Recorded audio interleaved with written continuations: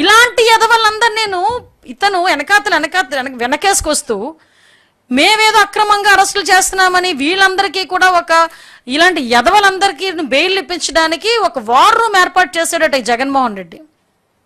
ఒక war room ఏర్పాటు చేశాడట లాయర్లు పెట్టుకొని. ఇది మీరు ఎవరైనా హర్షిస్తారా?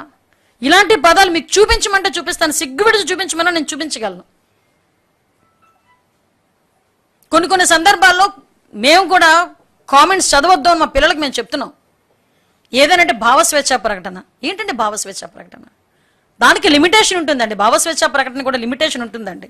లిమిటేషన్ లేకుండా మాట్లాడరండి. ఆడు ఎంత దరిద్రుడంటే నిన్న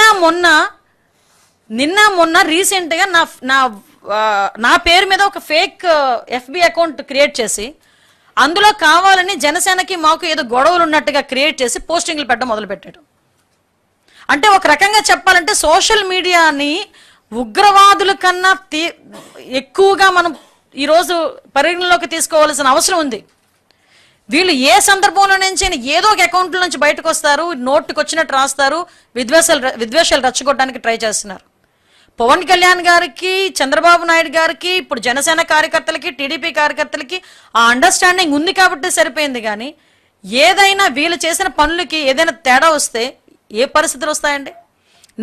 నా పేరు మీద, ఐఎమ్ ఏ హోమ్ మినిస్టర్, నా పేరు మీద ఫేక్ అకౌంట్ ఓపెన్ చేసి దాంట్లో పోస్టులు పెట్టి దానికి 13,000 మంది ఎంతమంది ఫాలోవర్స్ అట.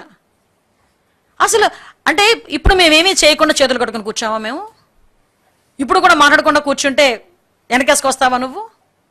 చెప్పు. నీ తల్లి మీద, నీ చెల్లి మీద ఆఖరికి ఏమని మాట్లాడారండి? ఎవడో కదా వర రవీంద్రారెడ్డి గారు అన్నవాడే. అసలు ఆ పదాలు వింటానండి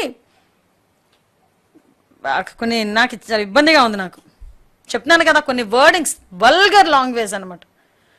ఎక్కడో సంస్కారం అడ్డొస్తుంది. ఒక హోమ్ మినిస్టర్గా ఉన్నాను కాబట్టి ఎక్కడో సంస్కారం అడ్డొస్తుంది. మామూలుగా కూడా నేను మాట్లాడలేను ఇలాంటి పదాలు. ఏది పడుతుంది? ఇప్పుడు చెప్పండి. కొన్ని మీకు లేదు, మేమేం అనలేదంటే నేను ఓపెన్గా చెప్తా, ఇలా తిట్టారు నన్ను, వదిలేయాలా?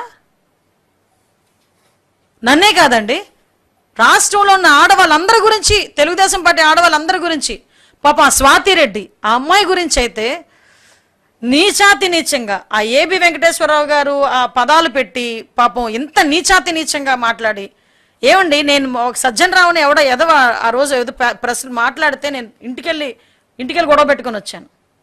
అప్పటి నుంచి ఇప్పటి వరకు ఇంకా హోమ్ మినిస్టర్ అయినా, ఇప్పటికి సీఎం అయినా చంద్రబాబు నాయుడు గారు అదే మాటలు పడాలి, వాళ్ళ కుటుంబ సభ్యులు అదే మాటలు పడాలి, హోమ్ మినిస్టర్ అయినా నేను అదే మాటలు పడాలి. అవసరం ఇదంతా? కాబట్టే చర్యలు తీసుకుంటున్నాం. ఇలాగా పెట్టేగిపోయి సోషల్ మీడియా ముసుగులో నేరస్తులు రాజకీయ ముసుగులో బయటకు వచ్చి మీ భావస్వేచ్ఛ ప్రకటన ఆ ప్రకటన అని చెప్పి నోటికొచ్చినట్టు బూతులు మాట్లాడి బూతులు తిడుతున్నట్టుగా ఉంటే ఎవరిని వదిలిపెట్టేది లేదు. అందరి సంగతి తేలుస్తాం. దీనికి వీలైతే గౌరవ్ చంద్రబాబు నాయుడు గారు, డిప్యూటీ సీఎం పవన్ కళ్యాణ్ గారు అందరూ కలిపి ఒక స్పెషల్ యాక్ట్ కూడా తీసుకురావడానికి సిద్ధపడ్డారు. మేము ఈరోజు గర్వంగా గుండెల మీద చెయ్యేసుకొని చెప్పగలం. ఈ రోజు వరకు జరిగిన ఏ సంఘటనలోని కూడా నిందితులు అన్నవాడు 24 గంటల నుంచి 48 గంటల్లో పట్టుకున్న పరిస్థితి మాది. వాళ్ళకి త్వరితగతిన శిక్ష పడాలి అని గౌరవ్ చంద్రబాబు నాయుడు గారి ఆదేశాల మేరకు స్పెషల్ కోర్టులను ఏర్పాటు చేసి ఈరోజు వాటికి ఈ కేసులన్నింటినీ మేము ఇచ్చి వాళ్ళకి 2-3 నెలల్లోనే వాళ్ళకి కన్విక్షన్ పడేటట్టుగా చేయగలమని నమ్మకంతో పనిచేస్తున్న వ్యవస్థ మాది. ఈరోజు ఆడబిడ్డల జోలికి వస్తే ఊరుకోము, సోషల్ మీడియాలో ఎట్టి పరిస్థితులని తప్పుడుగా ప్రచారాలు చేయకూడదు అని చెప్పి ఈరోజు మేమందరం కూడా ఒక ఉక్కుపాదం మోపుతున్నాం. గంజాయిని పెంచి పోషించిన జగన్మోహన్ రెడ్డి ఎక్కడ?